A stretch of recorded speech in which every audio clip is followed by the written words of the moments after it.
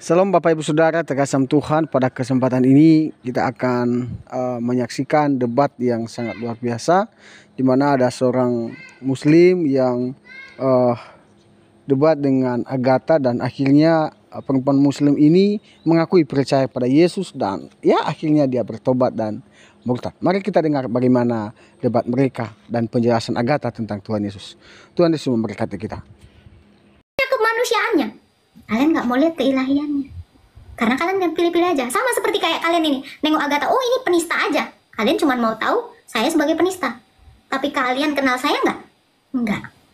Sama dengan Yesus, yang kalian mau lihat adalah kemanusiaannya, tetapi tidak mau lihat keilahiannya. Keilahiannya tadi udah luar biasa ya. Yohanes 5 ayat 19, Bapa menghidupkan, dia menghidupkan. Apa yang dikerjakan Bapa mencipta, dia pun mencipta. Tapi Kak, kalau misalnya kalau memang Yesus itu Tuhan, kenapa dia rela gitu merendahkan diri? Loh, gitu tadi dan itu. Coba baca. Coba tadi baca. Ibrani 2 ayat 14. Baca kan? Ibrani 2 ayat 18 ya. 14. Karena anak-anak itu adalah anak-anak dari darah dan daging, maka ia juga menjadi sama dengan mereka dan mendapat bagian dalam keadaan mereka, supaya oleh kematiannya ia memusnahkan dia, yaitu iblis yang berkuasa atas maut. Nah itu. Untuk apa? Tapi kenapa dia jadi manusia? Supaya dalam kemanusiaannya, dalam hakikatnya yang ditambahkan itu, dia mengalahkan iblis yang berkuasa atas maut. Makanya dia mengalahkan kematian. Gimana cara mengalahkan kematian? Ya dia harus turun ke dalam alam kematian. Dia tidak bisa mati dengan sendirinya sampai dia mengatakan apa? Bapa, ke dalam tanganmu kuserahkan nyawaku. Aku berkuasa menyerahkannya dan mengambilnya kembali. Jadi dia itu bisa mati hanya dalam kodrat manusia. Kalau dia dalam kodrat Allah, Kak, Allah adalah terang. Terang itu nggak bisa mati, nggak bisa disalib. Bagaimana caranya supaya mati? Dia harus mengambil kodrat manusia. Supaya apa? Supaya dia bisa mengalahkan iblis yang berkuasa atas maut. Karena manusia ini semuanya sudah jatuh ke dalam dosa. Saya bilang gini ya Mbak, kira-kira Mbak bisa nggak disebut pemenang dari tinju kalau Mbak nggak naik ke ring tinju? Enggak bisa Kak. Yesus bisa mengalahkan kematian kalau dia masuk dalam alam kematian. Tapi kan dia Tuhan Kak. Dia kan nggak bisa mati. Bagaimana cara supaya dia mati? Ya dia harus jadi manusia. Supaya apa? Dalam kemanusiaan dia mengalahkan maut. Karena Allah itu, dia tidak bisa mati. Bagaimana caranya dia memusnahkan kematian, sementara dia tidak bisa mati? Ini yang paling make sense. Coba, gimana cara dia mengeluarkan orang-orang mati itu? Kalau dia tidak menginjak kematian itu dalam raga manusia. Kan yang mati itu manusia. Coba baca ayat selanjutnya tadi. Ayat 16-nya, 18-nya, 17-18-nya. Coba bacain ayat ini. Sebab sesungguhnya bukan malaikat-malaikat yang mana nih? Yang ke bawahnya lagi, 17 ya.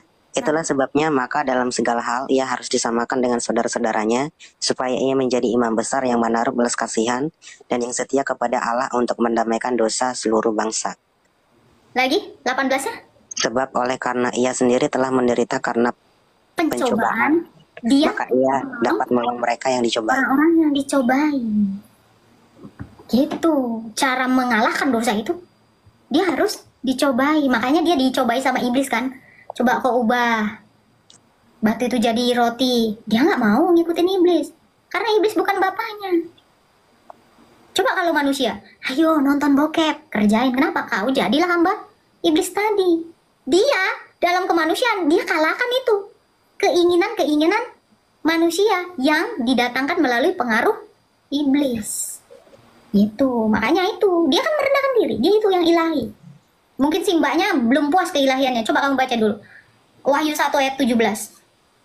Terlalu banyak keilahiannya Yesus itu, serius. Coba baca. Ketika aku melihat dia, tersungkurlah aku di depan kakinya sama seperti orang yang mati. Tetapi ia meletakkan tangan kanannya di atasku lalu berkata, jangan takut, aku adalah yang awal dan yang akhir. Lanjut. Dan yang hidup, aku telah mati, namun lihatlah aku hidup sampai selama-lamanya, dan aku memegang segala kunci maut dan kerajaan maut. Nah itu, dia itu adalah yang awal dan yang akhir. Banyak lagi mbak keilahiannya. Kalian kan mau nyorotin kemanusiaannya kan. Coba kamu baca dulu. Dia mengutus nabi-nabi. Matius 23 ayat 34. Dia mengutus malaikat. Terlalu banyak ilahiannya. Sampai bingung saya mau menunjukkannya. Tapi kan orang maunya nengok dia yang lagi merendahkan diri jadi manusia. Itu Mbak Mouse Queen. Dia itu Allah. Dia itu adalah rupa Allah. Penyataan diri Allah yang gak kelihatan. Dia adalah firman itu. Dialah wahyu itu, sang sabda itu. Yang mengambil rupa manusia. Yang diutus. Kalau nggak diutus kita nggak ada yang kenal Allah kak. Kalau dia nggak diutus ke dunia, bagaimana Musa menuliskan penciptaan? Sementara yang tahu penciptaan itu cuma dia. Makanya yang datang ke Musa itu dia. Coba bang, Matius 23 ayat 34 bang. Matius berapa? 23 ayat 34.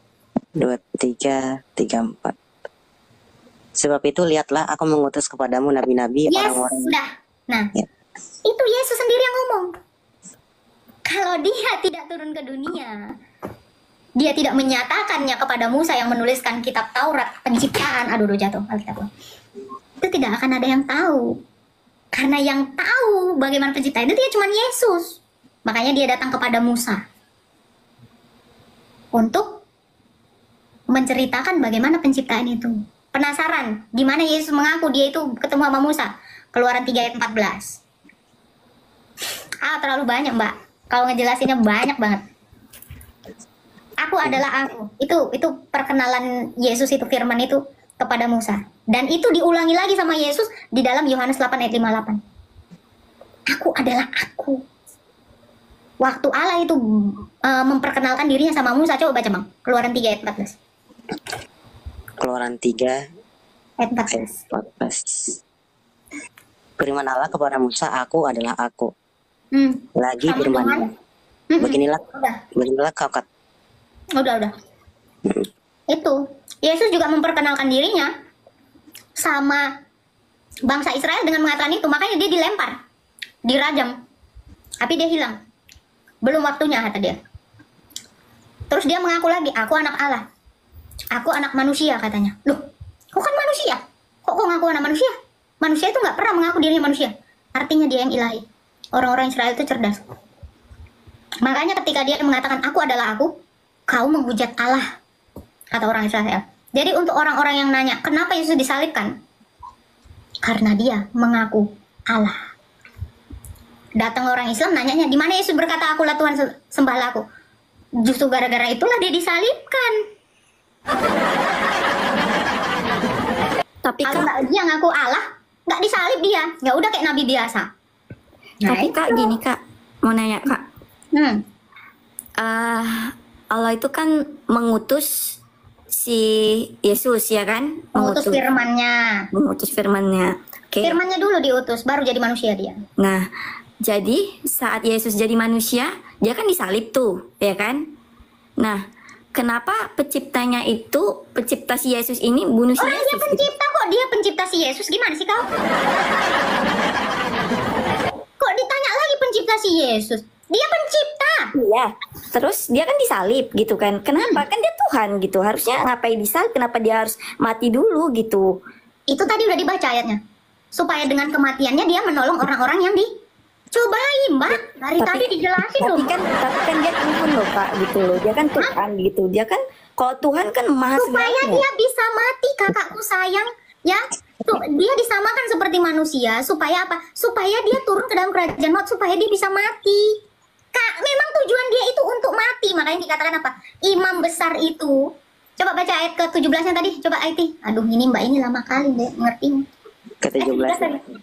Ibrani 2 ayat 17. Memang aku kurang ngerti aja gitu. Nggak apa-apa, ini memang agak susah. Ini pelajarannya terlalu advance itu untuk Mbak. Oh, bacaan dulu. Ibrani 2 ayat 17 saja. Itulah sebabnya maka dalam segala hal ia harus disamakan dengan saudara-saudaranya supaya ia menjadi imam besar yang menaruh belas kasihan dan yang setia kepada Allah untuk mendamaikan dosa seluruh bangsa. Oke. Kenapa dia dikatakan mendamaikan dosa seluruh bangsa? Bayangin, seluruh bangsa didamaikan. Dengan cara apa? Dengan cara menjadi korban. Karena korban itu adalah ibadah pertama. Korban yang mendekatkan Allah dengan manusia. Korban itu dari kata karib, dekat. Kenapa dia harus berkorban? Supaya manusia yang udah berdosa ini, dosanya dihilangkan, dilimpahkan kepada si kurbannya ini, sehingga manusia ini kembali suci, fitrah, bisa didekatkan kembali. Lah kalau dia sudah menjadi korban, ya dia mati dong. Supaya dia menjadi pendamai antara manusia dengan Allah. Dia jadi korban, dia menjadi domba Paskah Allah. Makanya dia dikatakan sebagai imam yang memberikan kurban persembahan. Nah, saya justru bingung di Islam ini. Kenapa Allah tidak tahu konsep kurban, malah dimakan, malah direndang, malah disate. Korban itu dari dulu, Mbak, disembelih, dibakar habis, menjadi persembahan untuk Allah. Dari zaman Adam dan Hawa. Zaman Musa, zaman Abraham, Ishak, Yakub. Nah, cuman kan Islam nggak tahu kurban yang benar itu seperti apa. Karena Allahnya udah beda, cuman nyatut nama-nama nabi, tapi nggak ngerti syariatnya. Nah itu, kenapa dia harus mati? Ya supaya dia menjadi domba itu, menggantikan semua manusia yang harusnya mati, dosanya orang manusia yang percaya sama dia, dilimpahkan sama dia, set. Dihabisi dosa itu di dalam manusianya. Dengan cara, karena dosa kan ketidaktaatan. Cara mengalahkan ketidaktaatan atau dosa itu dengan apa? Ketaatannya Yesus. Makanya tadi dikatakan apa? Dia taat sampai mati, bahkan sampai mati di kayu salib. Mengalahkan ketidaktaatan atau dosa, itu ya dengan ketaatan Yesus. Dia disuruh Yesus supaya dia disembelih sama seperti Abraham menyembelih Ishak. Karena Yesus itu adalah tipologi dari Ishak yang mau disembelih Abraham, bapaknya. Cuman kan Islam nggak tahu kan kenapa Abraham dengan kisahnya seperti itu? Ya wajar, kalian nggak punya Taurat. Itu makna kurban itu. Kenapa Abraham kisahnya harus diuji Allah ketaatannya? Kan tadi diuji ketaatannya kan? Untuk mengalahkan ketidaktaatan. Diuji Allah untuk menyembelih anaknya. Yesus itu disembelih. Menggantikan domba-domba dari zaman Adam sampai ke zaman Yesus. Makanya sekarang ini, Israel itu udah nggak ada lagi yang berkorban. Sekarang udah diganti. Kalau memang Yesus itu Tuhan gitu Kak, apa bukti-bukti kebesarannya gitu? Kalau kami sebagai Muslim kan ada gitu, Allah menunjukkan dua laut yang berbeda di surah Ar-Rahman gitu. Nah kalau Yesus apa gitu? Dua laut yang berbeda itu udah ada sebelum Al-Quranmu itu ada. Itu sama Plato itu udah ditulis, Mbak. Sama filsafat Yunani udah ketemu itu. Banyak, itu Mbak. Bukti itu. Banyak. Mbak kalau lihat apa? Ayo Kuasa Yesus banyak membangkitkan orang mati. Jangan dulu. Kalau mau nunjukin itu, sebelum Allah diperkenalkan sama Muhammad itu udah ada. Orang Yunani itu udah nulis di dalam buku-buku filsafatnya. Kuasa Allah dari abad 7 sampai sekarang mana nggak ada. Mana ada? Cuman ada dalam Quran. Coba Quran nggak ada di dunia ini. Nggak ada yang kenal Allah. Tapi Yesus, kami udah mengenal Yesus itu tanpa Alkitab. Karena orang Kristen itu sudah ada sebelum Alkitab. Yesus itu ada sebelum Alkitab. Jadi kalau kamu bilang bukti kebesaran Allah dengan menunjukkan dua laut, itu udah dari zaman kapan? Yesus yang nyiptain. Allah Itu kalau Mbak nunjukin itu wahyu umum ya. Itu kata saya wahyu umum. Semua ilah-ilah di dunia ini pasti ngaku sebagai pencipta. Klaimnya Mbak itu paling telat abad 7. Buddha sana udah mengklaim itu. Orang pagan Romawi sana udah mengklaim itu dari dewanya itu. Makanya saya bilang kalau kamu dengan mengatakan itu, mengandalkan itu, orang-orang ketawa. Nah itu, coba apa kuasanya? Bisakah dia membangkitkan Muhammad yang sudah 3 hari mati? Membelah bulan, Mbak. Nggak ada itu membelah bulan masih utuh. Nggak ada. NASA juga tolak itu kok. Alfa Roma 1 itu nanti itu menjelang kiamat itu. Baru bulan seperti terbelah. Tadi kakak tanya bisa nggak Allah bangkitkan Nabi Muhammad? Nah Allah kan mengutus Nabi itu kan dia memang manusia gitu. Nggak mungkin kan dia dibangkitkan lagi gitu. Harusnya Allah menunjukkan kuasanya dong. Yesus aja bisa membangkitkan Lazarus yang udah mati 4 hari. Itu bedanya kak gitu loh. Berarti Allah nggak maha. Karena Allah tidak bisa membuktikan apapun. Bisa. Mana? Dari abad 7 deh, dari mulai diperkenalkan lah itu agama Islam. Apa yang sudah terjadi? Nggak ada. Perang doang yang terjadi. Nggak ada sesuatu yang wow, amazing. Itu nggak ada. Tapi coba lihat mujizat-mujizatnya para rasul yang diutus sama Yesus. Wow.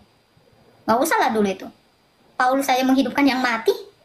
Masa Nabi itu nggak bisa ngapa-ngapain? Dibikin si Allah. Allah itu nggak bisa ngapa-ngapain. Ya itulah Kak, sebagai pelajaran buat manusia. Nggak ada pelajaran yang mau diambil. Apa yang mau diambil? Ya gini loh Kak, padahal gini, Nabi Muhammad ini kan nabi, utusan Allah gitu, kesayangannya Allah gitu. Dia tetap meninggal gitu, dia tetap mati gitu. Kenapa dia tidak dihidupkan? Itu untuk Karena pelajaran Allah nggak manusia. bisa. Enggak, itu untuk pelajaran untuk manusia gitu, bahwa nabi saja mati gitu loh. Orang Nabi, Mbak, kalau mengatakan dengan tidak menghidupkan jadi pelajaran, semua Nabi itu mati, Mbak. Ibrahim mati, Musa mati. Pelajarannya kok nggak habis-habis? Iya, nggak mungkin. Loh, bukan, jangan.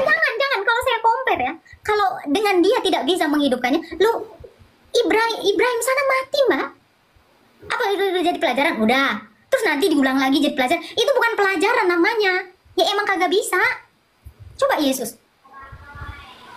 Dia tinggal ngomong itu. Lazarus, keluar kau. Keluar. Nah itu bukti, Nggak boleh. bukan janji. Silakan Raki. Boleh ngasih sedikit analogi nggak Kak untuk kenapa Yesus mati Silakan. segala macam? Kalau salah koreksi ya Kak. Begini, di sebuah kerajaan ada seorang raja yang terkenal sangat adil dan sangat bijaksana. Dia buat peraturan. Siapa yang mencuri harus dicambuk 100 kali. Suatu saat di kerajaan itu ada kehilangan. Ternyata pencurinya adalah anaknya sendiri. Gimana hati seorang raja itu, dia melihat anaknya harus dicambuk 100 kali. Tetapi hukuman harus dijalankan, karena dia sudah membuat ketetapan itu di kerajaan itu. Kalau seandainya tidak dicambuk anaknya, berarti dia bukan raja yang adil.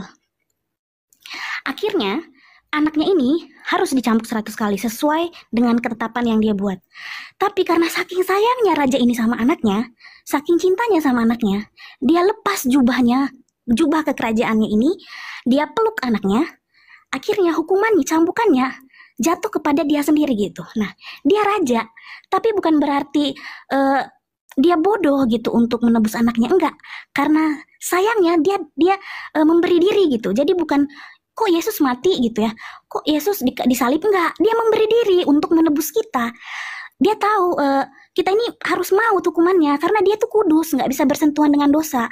Padahal dia sayang banget sama kita gitu. Akhirnya Tuhan turun ke bumi melalui firman-Nya atau melalui Yesus untuk menebus kita itu tadi, menggantikan semua hukuman-hukuman kita itu. Kira-kira gitu analoginya. Nggak tahu bisa bahasa sederhananya, menurut saya sering share itu ke teman-teman saya seperti itu. Gitu. Coba mungkin Mbak Mosquin ada yang bisa ditangkap dari sini?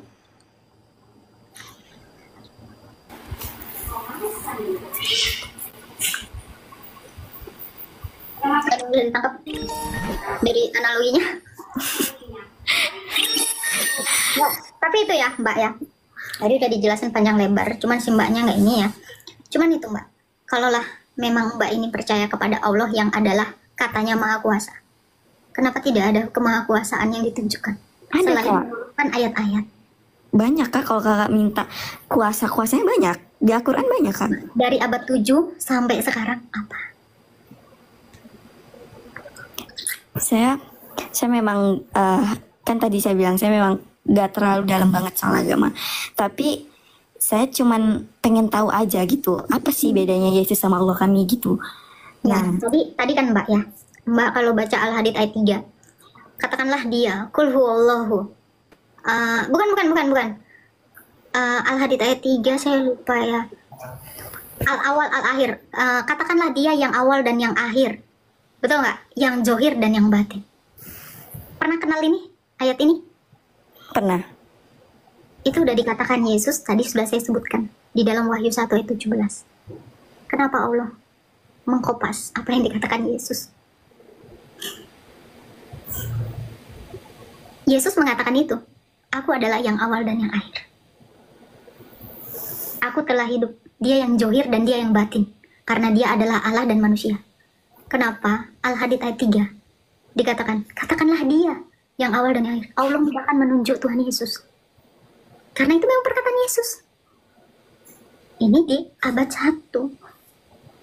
Tiba-tiba abad 7, Allah mau mengatakan yang sama. Itu baru satu. Banyak sekali perkataan Yesus langsung. Kayak tadi dia mengutus nabi-nabi, dia mengutus malaikat-malaikat. Kenapa? Tidak ada satu orang pun yang takjub kepada Yesus. Kenapa? Karena kalian memang tidak mempelajari apa isi Quran.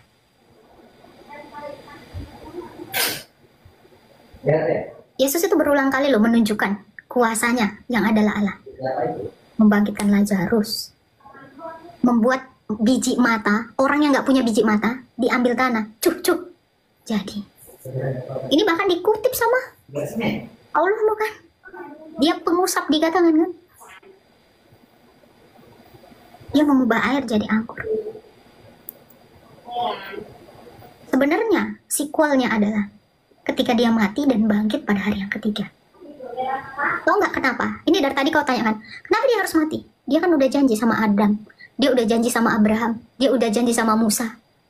Aku akan menyelamatkan kalian. Ketika Yesus sudah berjanji, ini orangnya kan udah pada mati ya mbak ya? Musa, Adam, Abraham itu udah pada mati. Dia janji akan menyelamatkan. Makanya dia turun ke dalam kematian. Untuk apa? Narik si Adam, si Hawa ini dari dunia orang mati. Sekaligus menyatakan sama yang hidup, aku sudah menginjak-injak kematian itu. Mari semuanya datang kepadaku. Sama seperti Nuh yang membangun bahtera. Dia mengajak semua orang masuk ke dalam bahteraku supaya kau selamat dari air bah. Kenapa Nuh demikian kisahnya? Itu adalah tipologi dari Yesus. Yesus yang dia membangun gereja. Yang dia adalah gereja itu, yang dia adalah bait Allah itu. Siapa saja yang masuk, kuselamatkan dari dosa. Dari kematian. Air bah itu kan kematian. Pernah nggak nyadar kan? Kenapa Nuh dengan kisah seperti itu? Kenapa Abraham dengan kisah seperti itu? Kenapa Musa kisahnya seperti itu? Kenapa Yunus kisahnya seperti itu? 3 hari di perut ikan. Yesus mati 3 hari. Kenapa Musa membawa keluar bangsa Israel dari perbudakan? Sama seperti Yesus membawa keluar manusia itu dari perbudakan dosa. Karena Yesus tadi bilang, dan lihatlah, aku mengutus kepadamu nabi-nabi. Kenapa nabi dengan kondisi kisah cerita yang seperti itu? Karena dia nantinya seperti nabi-nabi itu. Kenapa Ayub demikian? Dicobai berulang kali. Dengan penyakit, dengan segala hal. Yesus dicobai. Ayub taat sampai mati. Yesus taat sampai mati. Semua nabi-nabi itu adalah gambaran dia yang akan datang. Ini yang namanya nubuatan. Coba tanya Allah, kenapa Musa demikian? Gak tahu. Coba tanya Allah, kenapa Yunus hidupnya demikian? Gak tahu. Coba tanya Abraham, kenapa harus menguji ketaatannya dengan menyembelih anak? Gak tahu. Tapi coba Yesus tanya, dia tahu segala hal. Karena dia yang mengutus nabi-nabi tadi. Dia janji ikut apa yang ku perintahkan. Pokoknya kau selamat. Gak apa-apa mati dulu. Ditarik Yesus. Karena dia ada di sepanjang segala abad ke depan dan ke belakang. Dia telah ada, sudah ada, dan akan datang. Makanya Musa tidak khawatir. Makanya Abraham tidak khawatir. Kenapa? Wong aku percaya sama Yesus, aku pasti hidup. Tidak ada kekhawatiran. Sama seperti rasul-rasul itu. Yohanes, Petrus, Paulus. Mereka itu bodoh di hadapan Tuhan Yesus. Gak khawatir. Gak punya barang, gak punya bini, gak punya ini. Bodoh amat. Kenapa? Karena mati adalah keuntungan bagi mereka. Karena mereka percaya. Ya, Yesus berkata apa di dalam Yohanes 11 ayat 25? Akulah kebangkitan dan hidup. Aku, ana, al-qiyamah, al-hayat. Bahasa Arabnya, akulah kebangkitan dan hidup. Barang siapa percaya kepadaku, dia akan tetap hidup walau sudah mati. Itu gelar-gelar Allah. Itu gelarnya Yesus itu. Al-haq, akulah kebenaran. Al-hayat, akulah hidup. Yesus itu. Gelar dia itu di Alkitab semua. Al-awal, al-akhir. Wahyu. Apa yang tidak dia punya? Itu gelar dia semua. Kenapa dikopas? Al-Bait,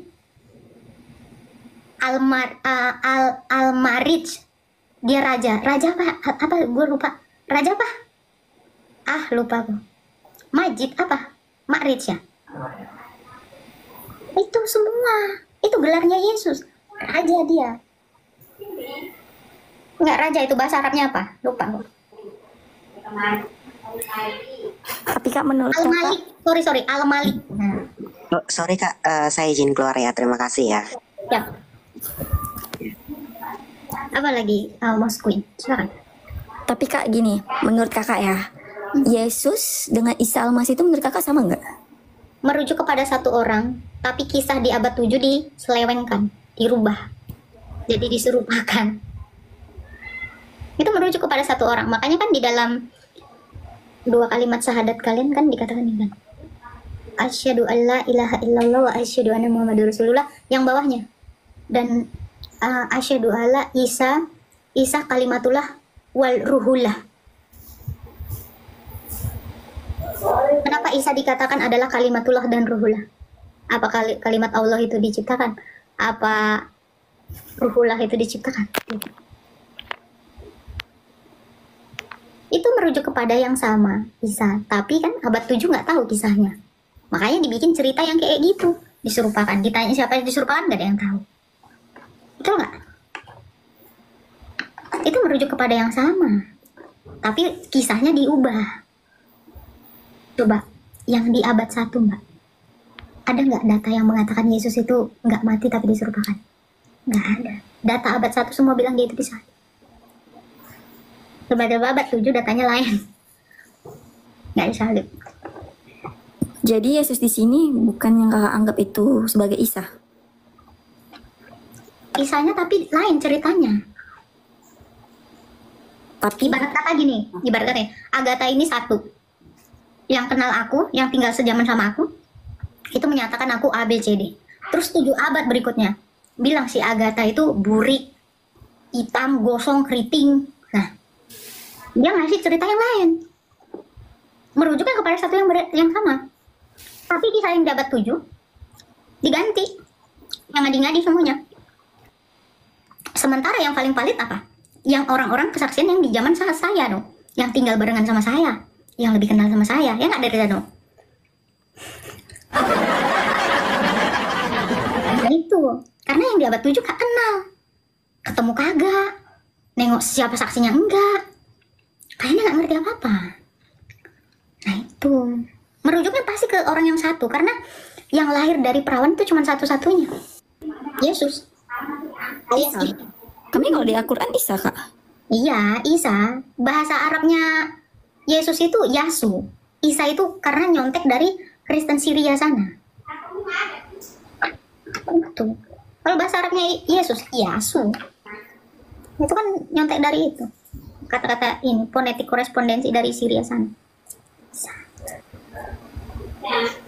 Makanya Isa itu orang abad 7 kan bingung kan. Loh, kok si Isa ini bisa hidup?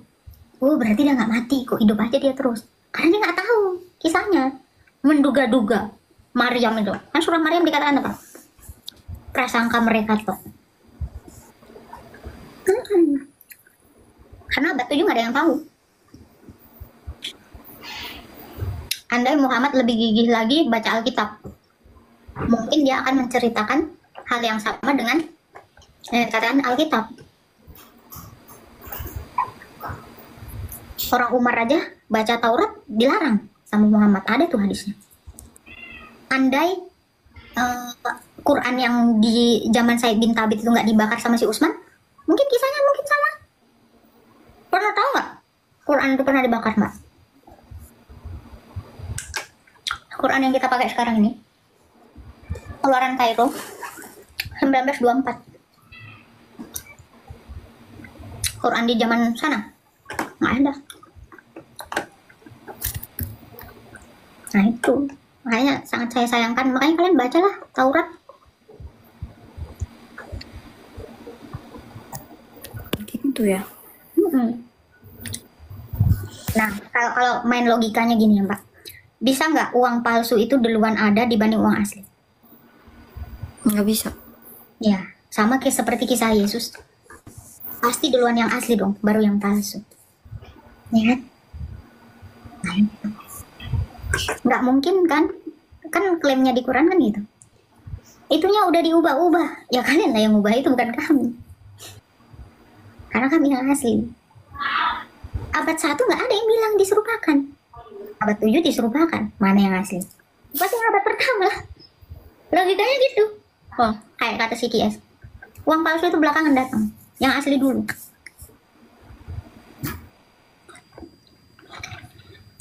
Gitu. Tapi ya biar Mbak Mosquin lah berpikir gitu. Coba baca aja kitab Taurat dan inilah kitab Injil lah. Bahkan di Quran sendiri nggak ada kata sunat. Nih, aku bingung gitu. Ya aku juga bingung sih. Agak kan. Bingung gitu. Tapi kalau baca Tauratnya Musa, jelas sekali arti sunat itu apa, caranya seperti apa, jelas. Cara kurban itu harus di bait Allah, di mezbah, darahnya harus ditaruh di ini, di zamannya Abraham.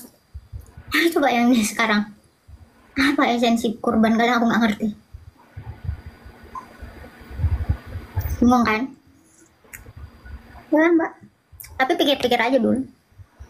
Yaudah deh Kak, aku izin keluar ya Kak, udah malam soalnya. Thank you ya Kak.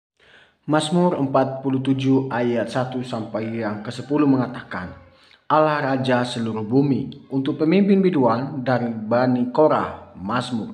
Hai segala bangsa, bertepuk tanganlah, eluk-elukanlah Allah dengan sorak-sorai. Sebab Tuhan yang maha tinggi adalah dahsyat, Raja besar atas seluruh bumi. Ia menaklukkan bangsa-bangsa ke bawah kuasa kita, suku-suku bangsa ke bawah kaki kita. Ia memilih bagi kita tanah pusaka kita, kebangsaan Yakub yang dikasihinya. Allah telah menaik dengan diiringi sorak-sorai. Ya Tuhan itu dengan diiringi bunyi sangkakala. Bermazmurlah bagi Allah, bermazmurlah bagi Raja kita, bermazmurlah. Sebab Allah adalah Raja seluruh bumi. Bermazmurlah dengan nyanyian pengajaran. Allah memerintah segala raja atas bangsa-bangsa. Allah bersemayam di atas tatanya yang kudus. Para pembuka bangsa-bangsa berkumpul sebagai umat Allah Abraham. Sebab Allah yang mempunyai perisai-perisai bumi, Ia sangat dimuliakan. Bapak Ibu Saudara, dalam kebenaran firman Tuhan ini mengajarkan kita bahwa Allah adalah Raja di atas segala raja. Marilah kita bersandar kepada Tuhan, yaitu Yesus Kristus yang menjadi manusia, yang menolong kita, yang menebus kita dari dosa kita. Maka dari itu percayalah kepada Yesus, maka engkau akan selamat. Dan kalau tidak percaya Yesus, engkau akan binasa. Ya, marilah kita bertekun dengan sungguh-sungguh mencari siapakah yang menolong kita. Apakah kita bisa menyelamatkan diri sendiri atau Allahkah yang menjadi manusia, yaitu Yesus Kristus yang menyelamatkan kita dari dosa.